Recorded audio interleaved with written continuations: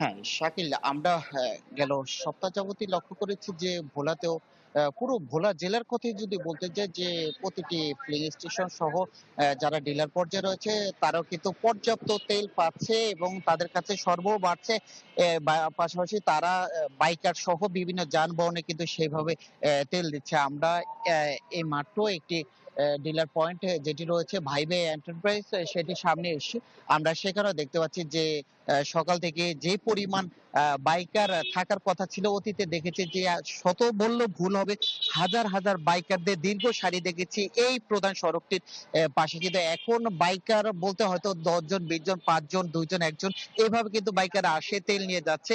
এর পাশে একটি বিষয় লক্ষ্য করেছি যে আমরা অতীতে যে যখন বড় একটি সংকট ছিল তখন কিন্তু দেখেছি যে যারা রোপা ইরি ধানের আবাদ করেছে তারা কিন্তু তেলের অনেকটাই সংকটে সেচ দিতে শেষ কার্যক্রমে তারা ব্যাহত হয়েছে। কিন্তু এখন দেখছি যে তারও বড় বড় কন্টেইনার করে এখান থেকে তেল নিয়ে যাচ্ছে। একইভাবে আমরা দেখছি পাম্প গুলোতে সেভাবে তেল সরবরাহ হচ্ছে, সেভাবে তেল তারা দিচ্ছে। এক কথায় বলতে গেলে কোনো লাইন যানজট বা কোনো কিছুই কিন্তু এখন দেখছি না। এখানে যিনি এই ভাইবে এন্টারপ্রাইজের প্রোভাইডার রয়েছে, আমরা তার সাথে একটু কথা বলবো যে হঠাৎ করে যে এই তেলের সরবরাহ কিভাবে বৃদ্ধি পেল আর তারা কিভাবে বা এই পরিমাণ তেল দিচ্ছে, এটি একটু জানবো যে কিভাবে আপনারা এত পরিমাণ তেল দিচ্ছেন। ডিপু থেকে এখন আমাদের সরবরাহ বাড়িয়ে দিছে। এই জন্য আমরা জেলা পরিষদের নির্দেশে কৃষকেরা পর্যাপ্ত তেল দিতে পারছি এবং মোটরসাইকেলে যে যা চায় কিছু ওই পরিমাণ তেল দিতে পারছি।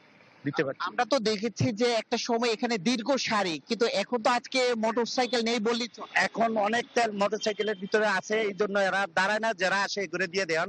পর্যাপ্ত তেল আছে, বাজারে তেল দিতেছি আমরা সবসময়। একটু জানবো যে যারা তেল নিয়েছে আগে যেরকম তেল পেয়েছেন এখন কি সেভাবে পাচ্ছেন? এখন এই যে অ্যাভেলেবল পাচ্ছি।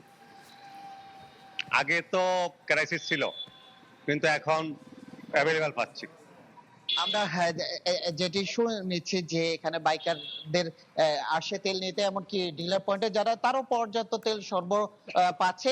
একই সাথে তারা বলছে যে খুচরা বাজারে যদি তেলগুলো পূর্বের মতো দেওয়া হতো তাহলে ভোলা জি তথা জাকির, বুঝতে পেরেছি, ধন্যবাদ আপনাকে। দর্শক, ভোলা থেকে জ্বালানি পরিস্থিতির খবর আমরা জানছিলাম।